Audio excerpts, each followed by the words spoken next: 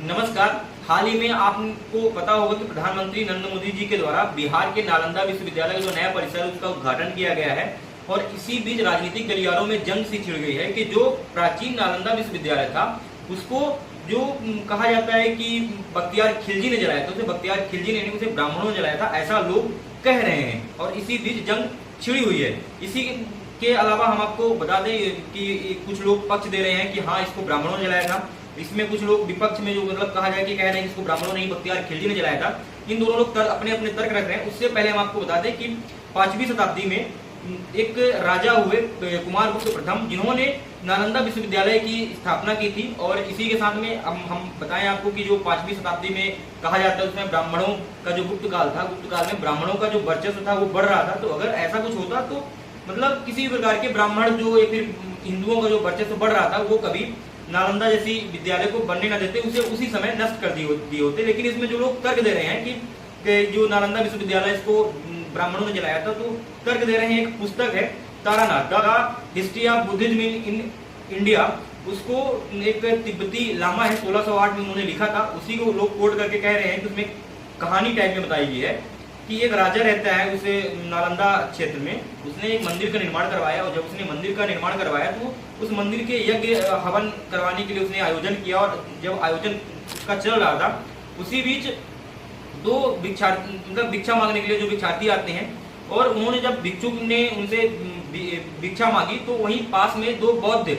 भिक्षुक खड़े थे। उन्होंने वहां से उनको डांट करके भगा देते हैं कि नहीं तुम यहाँ जाओ, यहाँ काहे के लिए आए हो। तो एक जो भिक्षुक रहता है जो भिक्षा मांगने के लिए दो आए रहते हैं, तो एक तो चला जाता है कि अपने रास्ते में ठीक है कोई बात नहीं, लेकिन एक जो भिक्षुक रहता है वो प्रण करता है, तपस्या वहीं तपस्या करने के लिए प्रण करता है और वहीं बैठ जाता है, तपस्या चालू कर देता है।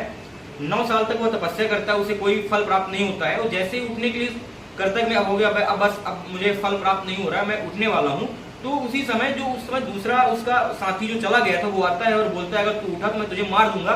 तो तब तक तपस्या कर जब तक तुझे फल प्राप्त नहीं हो जाता है। तब वह फिर से तपस्या करना चालू करता है और सूर्य साधना करता रहता है और जब 3 साल बाद उसे फल प्राप्त होता है और वहां से आग निकलती है, वह आग पूरे नालंदा क्षेत्र को तहस नहस कर देती है। यह एक कहा जाता है कि तारानाथ की पुस्तक में यह वर्णन किया गया है कि ऐसा कोड करके लोग कह रहे हैं कि तारानाथ में ऐसा बताया गया है। इसी के अलावा देश के एक इतिहासकार हुए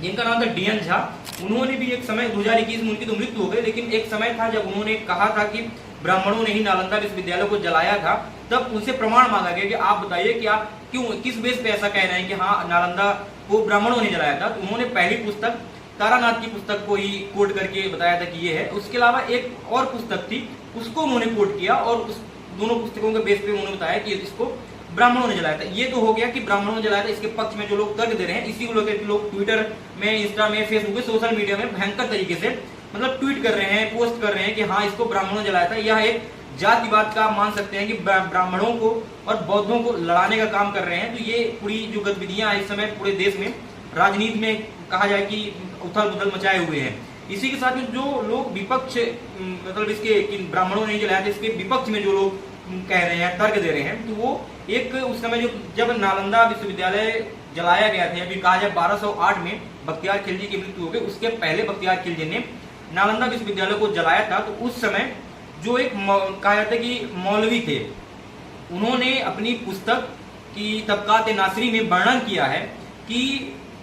जो बख्तियार खिलजी रहता है वो अपने 1200 घुड़सवारों के साथ आता है और नालंदा विश्वविद्यालय के ब्राह्मणों, बौद्धों और जैनों को तीनों के सिर मुड़वाता है और उनका कत्ल कर देता है और पूरे नालंदा में आग लगा के चला जाता है। यह उस समय की पुस्तक है जब नालंदा में आग लगाई गई थी। तो आप इस पुस्तक को सही मानेंगे? ये तो 1608 में, 1773 में, 72 में इस समय जो पुस्तक लिखी जा रही है लोग इनको कोट करके वो कर रहे हैं। इसी के अलावा एक हेनसांग यात्री आपको पता होगा जो विदेश से आए थे, उन्होंने भी अपनी पुस्तक में वर्णन किया है कि नालंदा को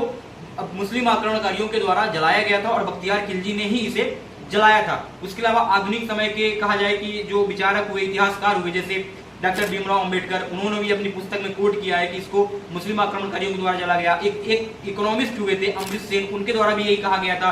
कि इसको नालंदा विश्वविद्यालय को मुस्लिम आक्रमणकारियों द्वारा अटैक करके और इसमें आग लगा दी गई थी। इसी सारी मतलब कहा जाए कि जो आज आपको पता होगा अगर कि जो यही लोग हैं, मतलब लेफ्टिस्ट मानिए, कम्युनिस्ट मानिए, कोई भी मानिए, जो लोग ये कह रहे हैं कि नालंदा को ब्राह्मणों ने जलाया था और जो नालंदा में आग लगी थी, यह आग जो लगी है तो चिंगारी या फिर आग उत्पन्न होने के कारण लगी थी। तो यही लोग आज भगवान राम, भगवान कृष्ण के चमत्कार को नहीं मान रहे कि हाँ भगवान जैसे कोई इंसान यहाँ आए ही नहीं थे, भगवानों का जन्म हुआ ही नहीं है, मतलब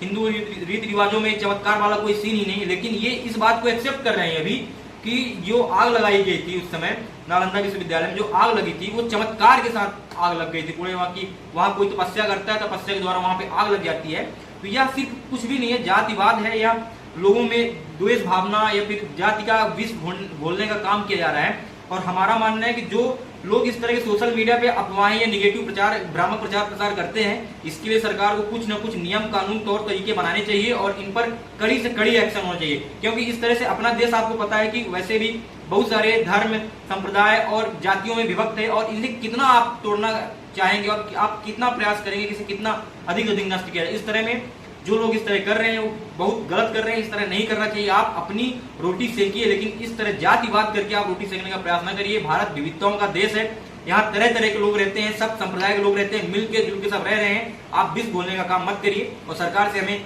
यही आशा है कि आप इसके लिए कुछ न कुछ नियम, कानून, तौर तरीके जो है आप बनाने का प्रयास करिए। इसी के साथ हम अपनी बात खत्म करते हैं। आपको वीडियो कैसी लगी आप कमेंट बॉक्स में जरूर बताइएगा। धन्यवाद।